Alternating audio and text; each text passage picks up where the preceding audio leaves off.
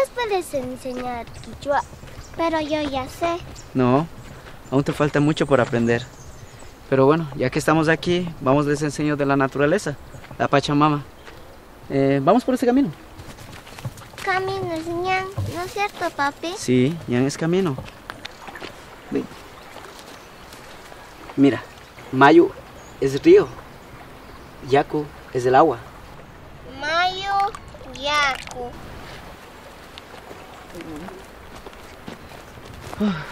Llegamos. Sentémonos un ratito para descansar y comer lo que trajimos, ¿está bien?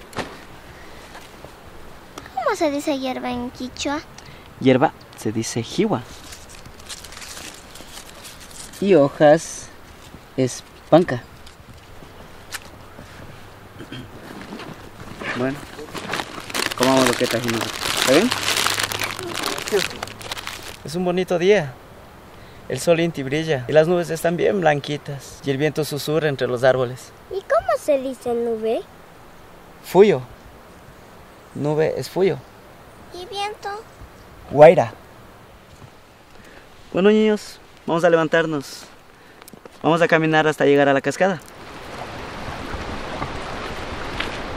¡Wow! Mira qué árbol tan grande. Sus raíces deben estar bien profundas en la tierra. Kiru es el árbol. Sapi es la raíz.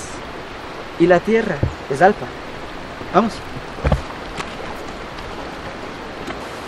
Bueno, ya llegamos a la cascada. Pacha.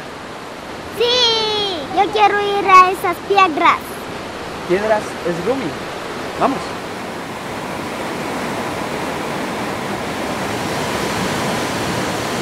Qué bonito que pasamos el día de hoy, ¿verdad?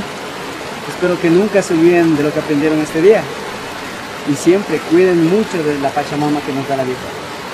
Bueno, se acabó el día. Ya vámonos.